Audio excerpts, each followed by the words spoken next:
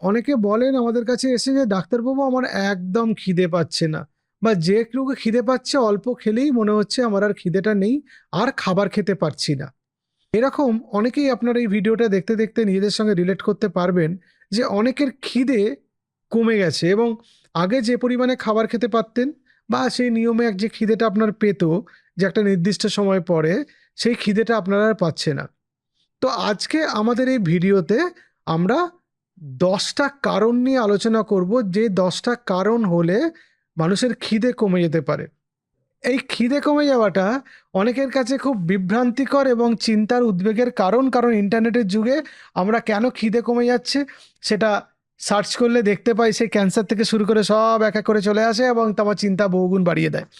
এই খিদে কমে যাওয়ার জন্য অনেক খুব সাধারণ কারণ আছে, অনেক খুব জটিল কারণ আছে, এবং অনেক সময় কারণ ছাড়াও আমাদের খিদে কমে।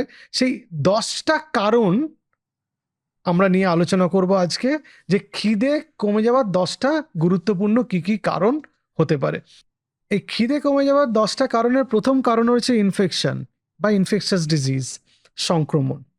কোভিডের সময় আমরা দেখেছি কোভিড হলে কিরকম খিদে কমে যেত, খাবার খেতে পারতেন না। এই যে ক্রনিক কিছু ইনফেকশন যেমন টিউবারকুলোসিস, এইচআইভি, এগুলোতে তো খিদে কমে যায়।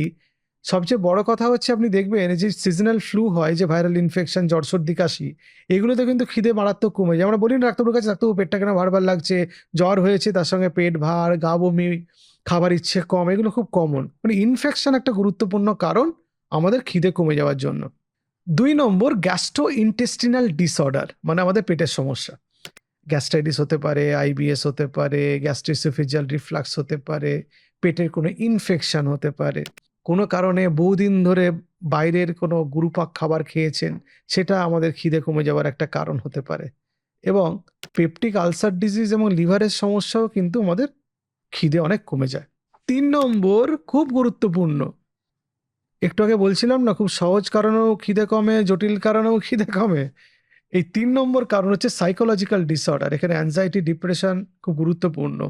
এইগুলোতে আমাদের প্রচুর পরিমাণে খিদে কমে যায় এবং আমরা বুঝতে পারি না যে কোনো অসুখ নেই, গুচ্ছ গুচ্ছ টেস্ট হচ্ছে, আমাদের খিদে কমে যাচ্ছে এবং তার সঙ্গে আমাদের ওজন কমে যাচ্ছে। তো সাইকোলজিক্যাল ফ্যাক্টর একটা গুরুত্বপূর্ণ কারণ, এবং কারো যদি খিদে কমে যায় এবং বহু পরীক্ষাতে কিছু খুঁজে না পাওয়া যায়, তখন আমাদের সাইকিয়াট্রিক প্রবলেমটাও আমাদের অ্যাসেস করে দেখতে হয় কিছু আছে কিনা। 4 নম্বর, ক্রনিক সিস্টেমিক ডিজিজ। সেগুলো কোনগুলো?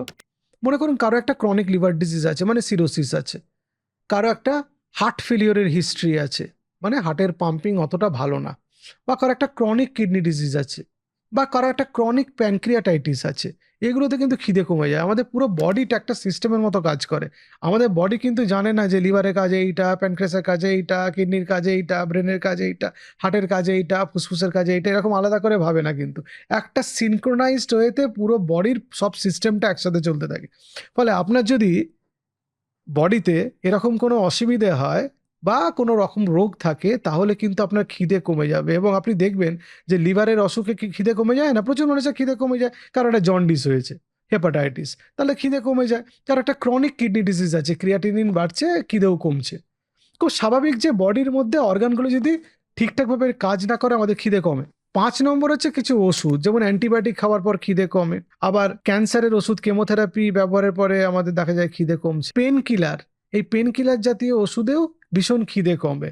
আর মেটফরমিন, ডায়াবেটিসের খুব কমন ওষুধ, এটাতে খিদে কমে কিন্তু। ফলে অনেক ওষুধ আছে যেগুলোতে আমাদের খিদে কমে, সেগুলো যদি দীর্ঘদিন ধরে চলতে থাকে। অনেক শর্ট কোর্স অফ একটা অ্যান্টিবায়োটিক 5 দিনের হলো, একটু খিদে কমলে পরে ম্যানেজ হয়ে যায়। কিছু কিছু অসুখ আছে যেমন ক্রনিক ইউরিনারি ট্র্যাক্ট ইনফেকশন, বা ক্রনিক একটা লাংসের একটা কিছু প্রবলেম আছে, লং স্ট্যান্ডিং একটা অ্যান্টিবায়োটিক দিয়ে রাখা হয়েছে, ফলে সেখানেও আমাদের কিন্তু খিদে কমতে পারে। 6 নম্বর হচ্ছে হরমোনাল ডিসঅর্ডার, যেমন হাইপোথাইরয়েডিজম বা অ্যাড্রিনাল ইনসাফিসিয়েন্সি। এই হরমোনাল ডিসঅর্ডারগুলোতে কিন্তু আমাদের খিদে কমতে থাকে। যেমন দেখবেন প্রচুর মানুষের থাইরয়েড সমস্যা হয়েছে এবং খিদে কমে গেছে, এবং খিদে কমে যাওয়া সত্ত্বেও, কম খাবার খাওয়া সত্ত্বেও ওজন কিন্তু খুব একটা কমছে না। তাহলে আমাদের সন্দেহ করতে হবে থাইরয়েডের সমস্যা কিছু হলো না তো। এরকম অনেক হরমোনাল ইমব্যালেন্স বডিতে হয় যেগুলোতে আমাদের খিদে কম। 7 নম্বর, লিভার ডিজিজ বা লিভারের প্রবলেম। একটু আগে বললাম, লিভারটা আলাদা করে বলার উদ্দেশ্য হচ্ছে লিভার একটা খুব গুরুত্বপূর্ণ অর্গান। লিভারের কোনো কিছু সমস্যা হলে খিদে অ্যাফেক্টেড হয়, এবং দেখা গেছে যে খুব সামান্য এত কোনো ওষুধের জন্য লিভারটা একটু অ্যাফেক্টেড হয়েছে, তাহলে খিদে কমেছে।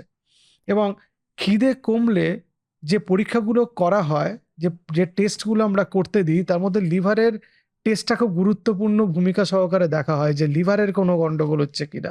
সুতরাং লিভার ঠিক আছে কিনা খিদে কমলে একবার প্রথমেই চেক করে দেখে নিতে হবে। ৮ নম্বর হচ্ছে ম্যালিগন্যান্সি। বহুদিন ধরে খিদে কম এবং তাতে ওজন কমছে এবং বহু পরীক্ষা-নিরীক্ষাতে, সাধারণ পরীক্ষা-নিরীক্ষাতে কিন্তু খুঁজে পাওয়া যাচ্ছে না, তখন অকাল্ট কোনো ম্যালিগন্যান্সি বা ক্যান্সার শরীরের মধ্যে কোনো লুকিয়ে আছে কিনা দেখতে হয়। এবং নরমালি যাদের ক্যান্সার ডায়াগনোসড তাদেরও খিদে কমে। সেটা ক্যান্সারের জন্য খিদে কমে, প্লাস ক্যান্সারের ট্রিটমেন্টেও খিদে কমে। ফলে ম্যালিগন্যান্সি একটা গুরুত্বপূর্ণ কারণ যে খিদে কমে যাওয়ার জন্য। ৯ নম্বর এল্ডারলি পপুলেশন। এবার এল্ডারলি পপুলেশন মানে বয়স বাড়লে, যত বয়স বাড়ে খিদে কমে। আপনি ২০ বছর বয়সে যতটা খেতে পারতেন, ৫০ বছর বয়সে কি ততটা খেতে পারবেন? ৫০ বছর বয়সে যতটা খেতে পারতেন, ৮০ বছর বয়সে ততটা কি খেতে পারবেন? এক্সেপশনাল আছে, আমি একজন এরকমকে চিনি যার ৭০ বছর বয়স, তিনি প্রায় আমার দ্বিগুণ খান, সেটা একটা আলাদা কথা। কিন্তু ওভারঅল দেখা গেছে বয়স বাড়লে তার খিদে কমে। এটা খুব স্বাভাবিক। এটা বডির নিজস্ব পরিবর্তন, শরীরকে রক্ষা করার জন্য। কারণ বডির ডাইজেস্টিভ ক্যাপাসিটি কমে যায় এবং তাতে খিদেও আস্তে, আস্তে কমতে থাকে, যাতে মানুষ বেশি খাবার না খেয়ে ফেলে। তাহলে শরীরে অসুখ এবং অসুবিধা তৈরি হবে। আর ১০ নম্বর হচ্ছে নিউট্রিশনাল ডেফিসিয়েন্সি, যেমন ভিটামিন B12, যেমন জিঙ্ক। এগুলোর ডেফিসিয়েন্সিতে কিন্তু খুব খিদে কমে যায়। ফলে খিদে কমলে এই ভিটামিন, এই মিনারেলসগুলো অনেক সময় সাপ্লিমেন্ট হিসাবে দেওয়া হয় এবং তাতে অনেকের দেখা যায় খিদে বাড়ে এবং তারা অনেকে সুস্থ স্বাভাবিক জীবনে ফিরে আসতে পারে। তাহলে মোটামুটি আমরা খিদে কমে যাওয়ার ১০টা কারণ নিয়ে আলোচনা করলাম। এবার যদি আপনি চিকিৎসা বলতে হয়, তাহলে প্রথমে তার কারণ খুঁজে বার করতে হবে যে কী কারণে তার খিদে কমেছে। তার কি সত্যিকারের কোনো অসুখ হয়েছে? নাকি তার সাইকোলজিক্যাল প্রবলেম হয়েছে? যদি সত্যিকারের কোনো অসুখ হয়, তার কী ধরনের অসুখ হয়েছে? পেটের সমস্যা হয়েছে, লিভারের সমস্যা হয়েছে, কিডনির সমস্যা হয়েছে, নাকি ভিটামিন ডেফিসিয়েন্সি হয়েছে, নাকি মিনারেল ডেফিসিয়েন্সি হয়েছে, নাকি তার শরীরে অন্য কোনো কঠিন মারক ব্যাধি লুকিয়ে আছে, সেগুলো আমাদের খেয়াল করতে হবে। এবং বহুদিন ধরে যাদের খিদে কমতে থাকছে, তাদের ক্রনিক কোনো ইনফেকশন বডিতে লুকিয়ে আছে কিনা সেটাও আমাদের অ্যাসেস করে খুঁজে বার করতে হয়। যতক্ষণ না কারণ খুঁজে বের হবে, মানে আমরা যতক্ষণ না তার কারণটা খুঁজে বার করতে পারবো, ততক্ষণ তার সঠিক চিকিৎসা দেওয়া সম্ভব না। আন্দাজে জাস্ট খিদে বুস্টিং এর জন্য কোনো একটা ওষুধ লিখে দিলাম, কোনো টনিক লিখে দিলাম, সব ক্ষেত্রে যে সেটা কাজে লাগবে তা না। কিছু, কিছু ক্ষেত্রে ডেফিনিটলি কাজে লাগবে। কিন্তু খিদে যদি কারো দীর্ঘদিন ধরে কম থাকে, তাহলে তার সঠিক কারণ নির্ণয় করতে হবে এবং সেই মতো আমাদের চিকিৎসার জন্য এগিয়ে যেতে হবে। ভালো থাকবেন, আপনারা সুস্থ থাকবেন। যদি কোনো ব্যাপারে আমাদের কাছ থেকে জানতে চান বা আপনার মনে হচ্ছে যে এই ব্যাপারে ডক্টর মল্লিক একটা ভিডিও বানালে আপনার সুবিধা হবে, তাহলে একটা ধারণা তৈরি হবে, তাহলে সেটা আমাদের অবশ্যই জানাবেন। এরকম অনেক ভিডিও নিয়ে আপনাদের সামনে আমরা আসবো। নমস্কার, ভালো থাকবেন।